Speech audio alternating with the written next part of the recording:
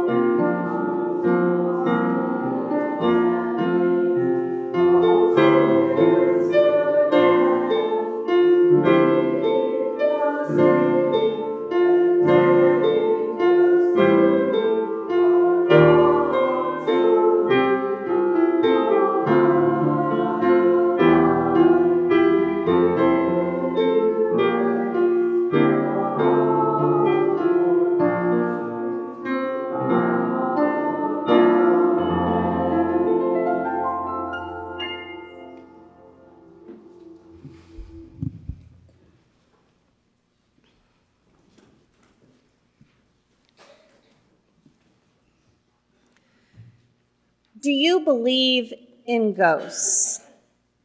Holy and haunting, touches that reach beyond our constructions of time, stories uncontained by the arms of history, presence that spills over, palpable and potent, beyond our rigid binaries of ends and beginnings, a mysterious fluidity among realms of living.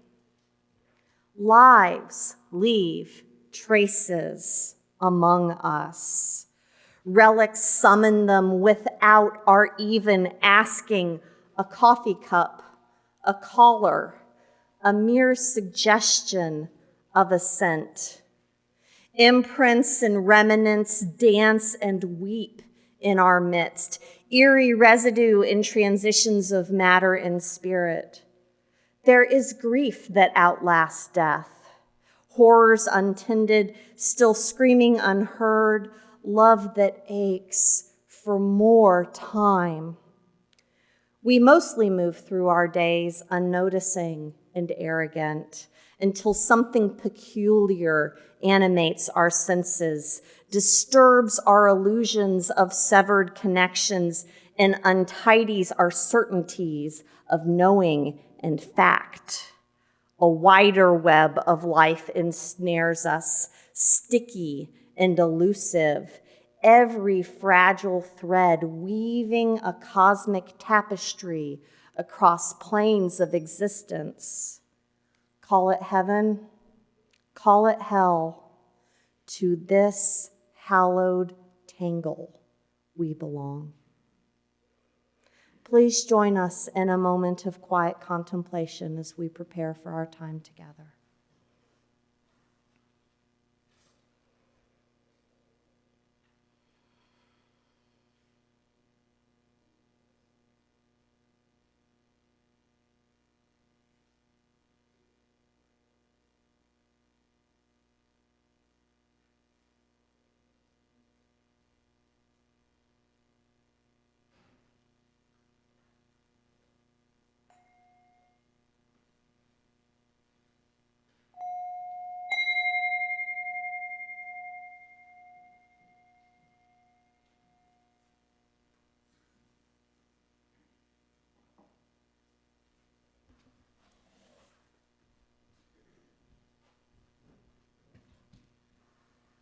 Good morning. I'm Sarah Sanders, and I use the pronoun she, hers, and I am your service leader today. Thank you for being with us today as we join together in this service of remembrance. This is a time of year that holds many traditional days for acknowledging those who have passed away this year and for remembering our ancestors whose wisdom we carry with us still. All Souls Day, All Saints Day, Samhain, Dia de los Muertos, and Shumben are all recognized during this particular time of year. So it makes sense that in this season, when leaves make their final journey from branch to ground, that we would remember and recognize our dearly departed as well. Our vision statement speaks of community, and today, with the memories of our loved ones, sharing the table with our joys and sorrows waiting to be lit, our community seems a little larger today. Please join me in reading our vision statement as we light the chalice. They are printed in the bulletin and on the screens. We work together as a church to transform ourselves, our world, and our world by sharing love, pursuing justice, and seeking wonder.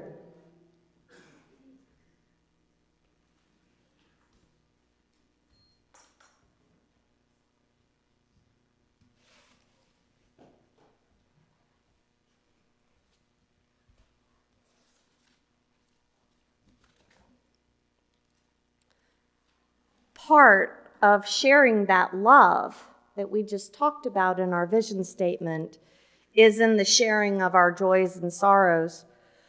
We do this every week, but this week it feels like an especially deep practice with a table full of love present with us. When we have our candle lighting time, if you have any last item or name you wish to add to the altar, you are welcome to do so. Just be mindful of any open flames that might be present. If you'd like to share a joy or a sorrow in person, please use these candle cards that are located on the back table. And if you'd like to share a joy or a concern from a distance, please email me at minister@hvuuc.org. A candle card from all of us. Huge shout out to Greg Kramer and his merry band of volunteers who organized and managed both auctions and even got final totals out so rapidly. Thank you for a job well done.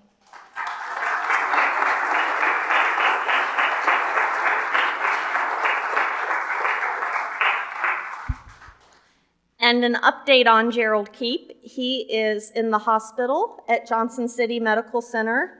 They are planning 2 more biopsies tomorrow. Linda shares that Gerald is undergoing a bewildering number of tests, but that most are being framed as precautionary. We continue to hold Gerald and Linda in our hearts. If you wish to light your own candle, please approach the side of the table that is closest to you, and the closer candle keeper will assist you. Please light the candles at the back of the table first, so that no one has to reach over an open flame. And if you wish for us to light a candle for you, please raise your hand until I acknowledge you, and I will light a candle for you. Our community is so much larger than just those of us who are here in the building this morning, and so we light a first candle to hold space for those who are not physically present with us, but are ever in our hearts and minds.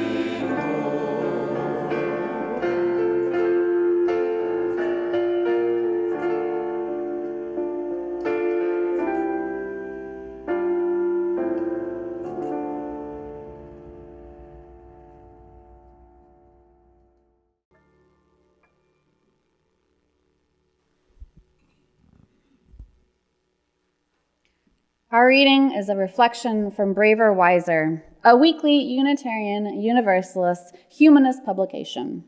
In this week's reflection, Director of Religious Education, Chrissy Bushager, reflects on how she sees her grandfather and her son.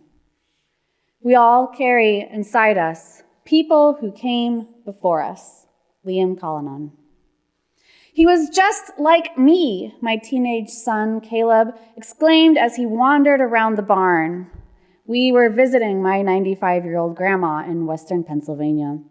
Caleb had asked if he could look around the barn, and Grandma said, "It's all junk down there, but you're welcome to it." The junk was tools and supplies that my grandfather had saved over his years of working in coal mines and farming his land. Pap died in 1994, and his barn had stayed mostly undisturbed, though tractors and machinery had been sold off years ago. Caleb is one of those kids who always wanted to figure out how things would work. When other kids were smiling and waving at their parents on a carousel, Caleb was staring straight up at the mechanism that made the horse go up and down. He's taken over my shed to build a woodworking and metalworking studio. He salvages things and finds ways to build what he needs with those items. In Pap's barn, he connected with an ancestor who encountered the world in a similar way. Caleb marveled at the hand-crank drill press and shelves that Pap had built from salvage wood and cinder blocks. He wondered aloud about specific things that would have been used in the mines and on railroads. He showed me an axe with a blackened handle and said, his voice filled with quiet reverence, "Look, he made his handles just like I do." Pap was reluctant to throw things away. My mom said he always said this stuff would be worth something someday. And yes, Some of these old tools have monetary value, but the greater value was in the deepening of my son's identity as he felt this connection across generations. It was the value of the time we all spent, 4 generations of family sitting on my grandma's porch, reminiscing together about my grandfather. Thank you, Pap, for seeing the worth in these everyday things. I wish you could have spent time with your great-grandson in person. The two of you would have built amazing things.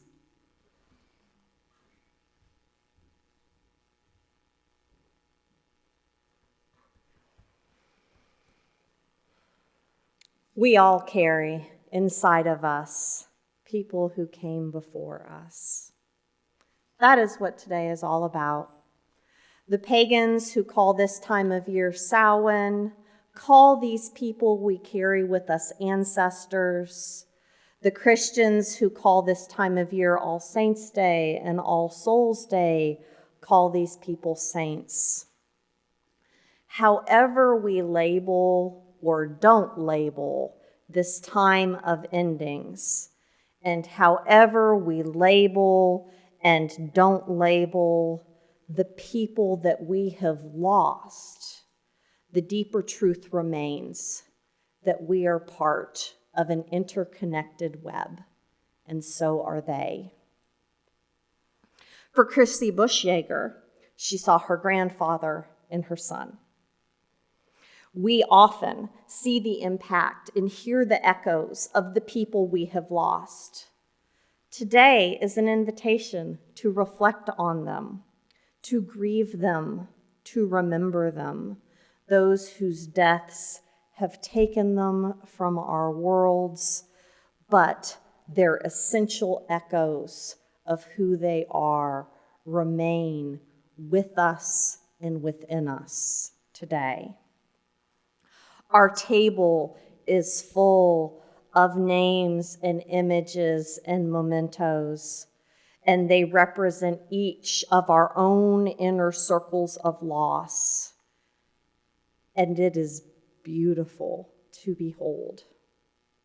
We will have a chance to honor each of them individually at the end of this reflection. But first, we take a step back from those individual losses. And when we do that, it reveals those that we have lost as a community this year. If you're newer here, you may not know any of these people I mentioned, just like Chrissy's son never knew his great-grandfather.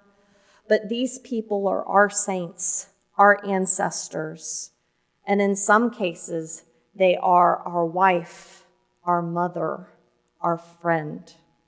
So whether you know them well, or if this is the first time that you hear their names, I invite you to remember these amazing people with me.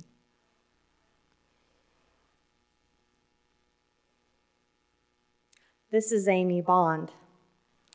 She was a retired librarian and an avid reader, and she came to this life with a sense of wonder. No topic was too unusual or too esoteric for her. In fact, she really loved those sorts of unknowable, questioning things. She was especially fascinated by the idea of angels. When she retired to this area several years ago, she found our congregation and got involved as much as she could. But that involvement didn't last as long as she would have wanted to because she suffered a stroke. For many people, a stroke is the end of the story, but it wasn't for Amy. With no ability to speak at all, she was determined to stay at home and stay independent. By the time I had met her, she was well into the rehabilitation process and had recovered a great deal of her speech and was still living independently. Amy described her speech therapy process to me and the hours of practice she put in as being like an old-time switchboard operator, just constantly untangling and reconnecting the lines in her brain. Sometimes she'd find a line that was utterly destroyed, that she couldn't reconnect, but instead of letting that defeat her, she would figure out how to work around that gap in her language capabilities. It took creativity, intelligence, and sheer stubbornness. And that's Amy. Amy, you are part of our web of connections, now and always.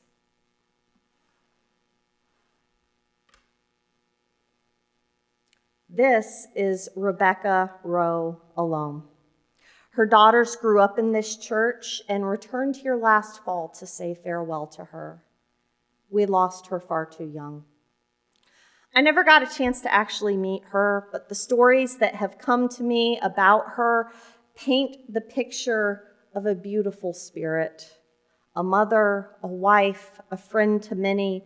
She loved science. She was a passionate force for social justice, handing the lessons of feminism down to her daughters and living for racial justice with every fiber of her being.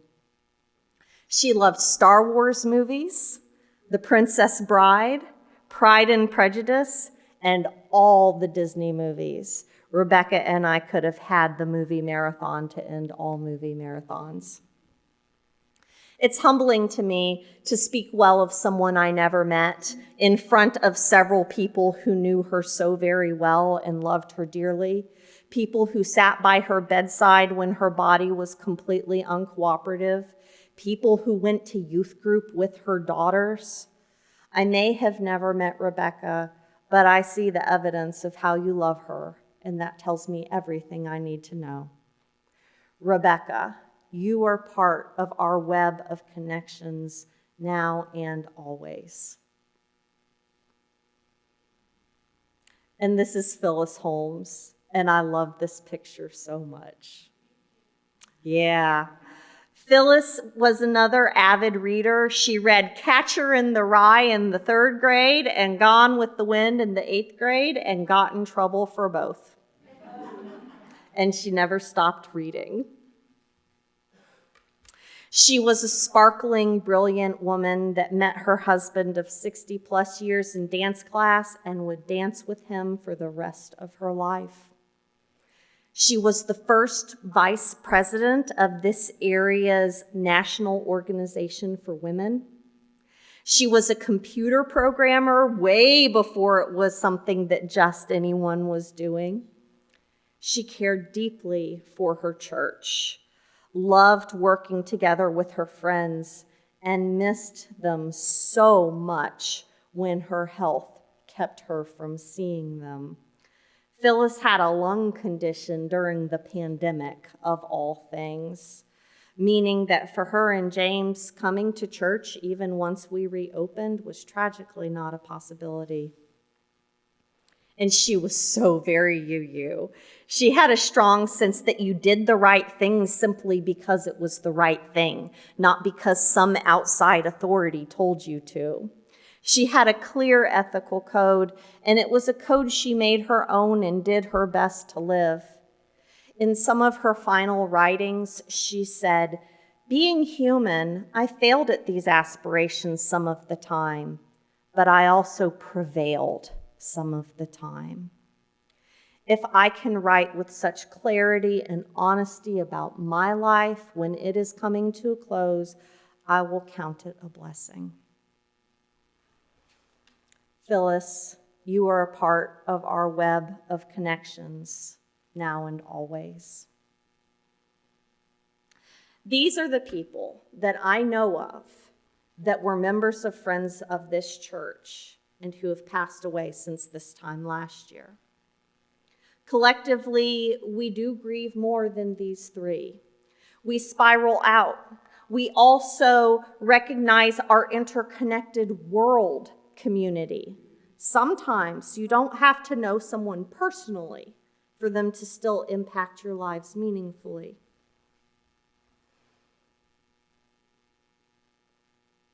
People like Barbara Walters, who departed this world in December of 2022. She was the first female co-host of NBC's morning news show. 2 years later, she switched to ABC to an even more prestigious job, the first female co-anchor of evening news of any network.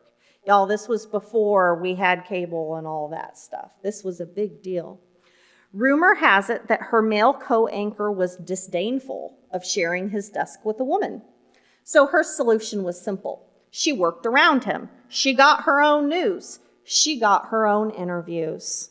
And interviews was what she became famous for. I cannot imagine what it would be like to create a space to do your life's work in the face of that kind of extreme sexism. She must have been tough as nails. I cannot imagine what it would be like to sit with the most famous people in the world, including most of the presidents that we had during her career, and she would invite them to share what makes them tick. I wonder what she learned. For all the glass ceiling shattered and the stories that have been told, Barbara Walters is part of our web of connections, now and always. And then there's Tennessee native Tina Turner, who passed away in May this year. Love her hair. I grew up listening to Tina Turner's voice blasting through my house, sun shining through the windows on Saturday mornings. We Don't Need Another Hero, What's Love Got to Do with It, Proud Mary. I think I need more Tina Turner in my playlist right now. And as much as I love her as a musician, I love her even more as a woman. She left her abusive husband, who was also her producer, not knowing if it would end her music career, but she knew she was going to have to get out if she was going to survive. And it turned out to be more the beginning of her career than the end of it. Her solo work is what we know her for. What most people don't know is that she was a devout Buddhist. She credits that spiritual path with helping her move through the challenges of her life to build her extraordinary musical career. And she credits the mental and emotional discipline that comes from chanting and meditation practices to all her touring success, where she was a dynamic presence on the stage. For the bravest leap of faith in her life and the spirituality that sustains her, Tina Turner is part of our web of connections, now and always. And so is Jimmy Buffett, who died in September. If Tina Turner's energy is empowerment, Jimmy Buffett's energy is a laid-back good time, preferably on the beach with a margarita and a cheeseburger. And who doesn't love that? I spent a few years living on the Gulf Coast of Florida, and Jimmy is practically a god down there, y'all. For this overworked and overstressed world, Jimmy is a blessing, an invitation to just chill out. Get Religion writer Terry Mattingly said of Buffett, the singer-songwriter was a kind of guru priest who was looking at the humdrum lives being lived by millions of Americans. He saw this, and looking out from the center microphone on his stage during his never-ending tours, he had compassion on them. Basically, he saw the beauty in regular life and regular people, and he sang about it, making stories as he went. Every moment can be special when seen through the right lens, and Jimmy showed us that. For all the fun and the perspective that sees it all as good and worthy and lovable, Jimmy Buffett is part of our web of connections, now and always. And the last in our trinity of musicians is Harry Belafonte, who died in April. He's the only of our three musicians who is featured in our Unitarian Universalist hymnal. He was a close confidant of Martin Luther King Jr., and he personally funded a large portion of the civil rights movement with his music money. And I mean a large portion. Things would have gone very differently if it wasn't for Harry Belafonte. Among other things, he bailed Reverend Dr. King out of the famous Birmingham jail, and he funded and participated in the Selma March. He also supported anti-apartheid work in Africa, worked on the Africa HIV/AIDS crisis, and helped organize the song "We Are the World" to help hungry children all over the world. His activism and compassion came from his own experiences of deprivation as a child and his own experiences of exclusion and oppression in a racist world. His personal experiences motivated him to use the talent, power, and resources he had to change things not just for himself, but for all of us. With gratitude for this brave, smiling, activist musician, Harry Belafonte is part of our web of connections, now and always. A less well-known activist, because he wasn't also a musician, was Randall Robinson, who died in March of this year. Just like Harry Belafonte, it was Randall Robinson's personal experiences of segregation and oppression that motivated him to change the world. He just did it as a lawyer instead of as a musician.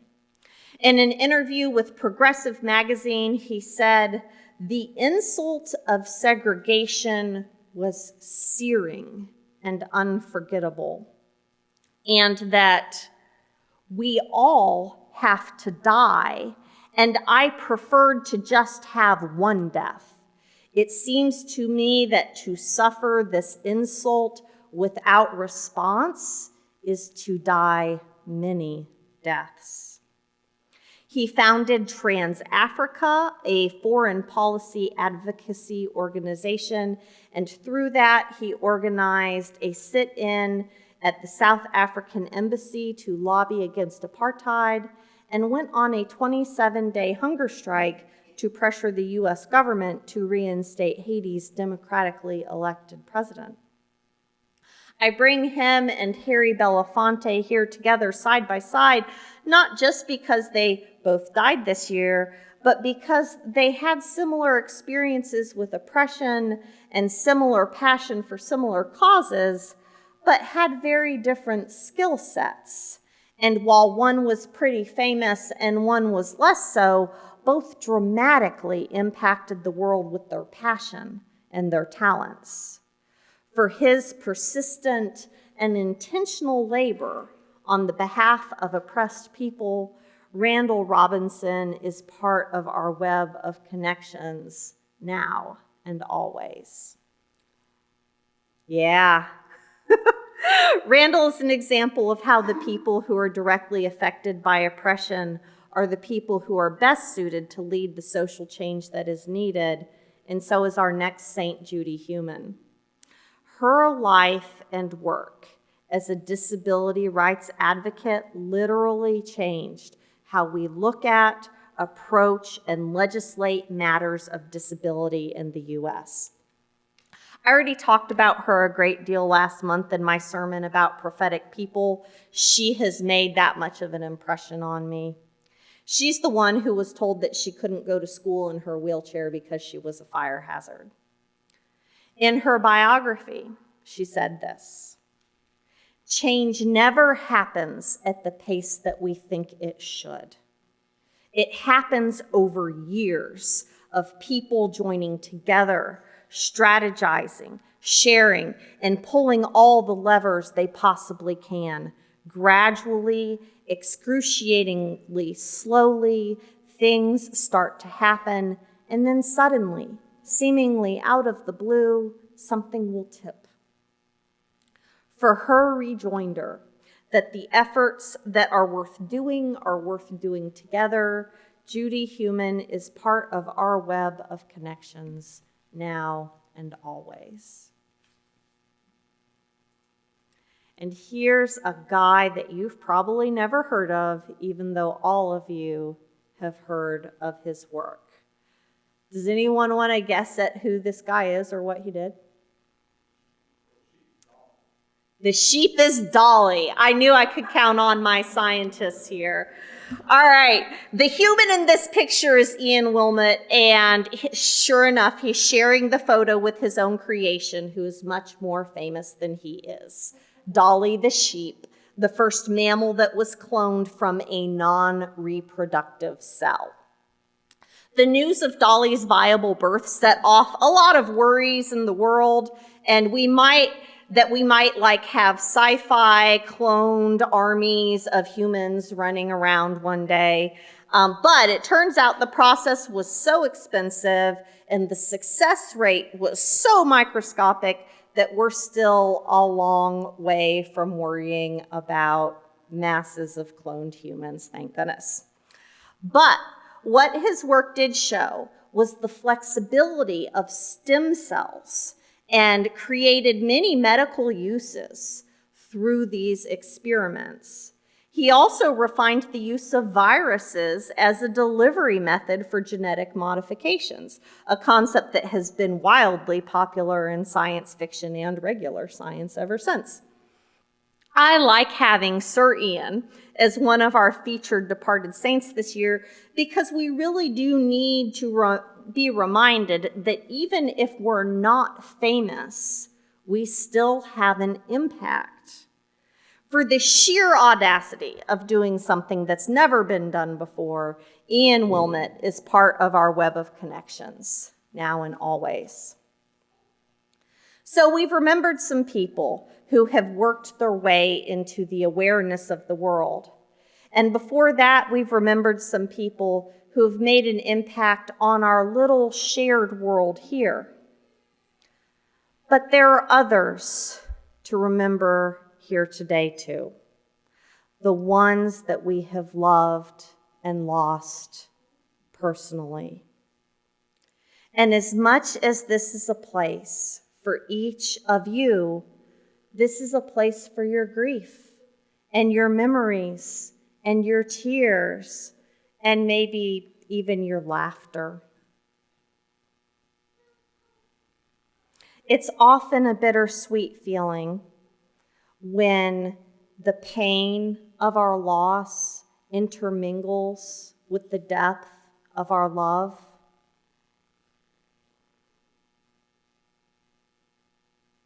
And there really aren't words about that. Sometimes we need rituals that say things that words just cannot. A song that captures that feeling beautifully is Remember Me from the Disney movie Coco, which is set during the observance of Dia de los Muertos. In the story, remembering is how our loved ones continue to live through us. And now we remember our loved ones and maybe even hear their voices calling us to remember them, sung back to us in song.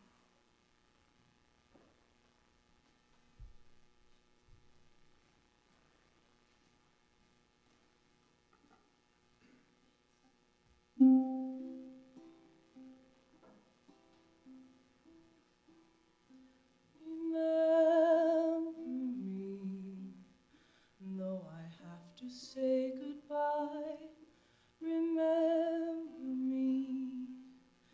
Don't let it make you cry, for even though I'm far away, I hold you in my heart. I sing a secret song to you each night we are apart. Remember me. Though I have to travel far, remember me. Each time you hear a sad guitar, know that I'm with you the only way that I can be.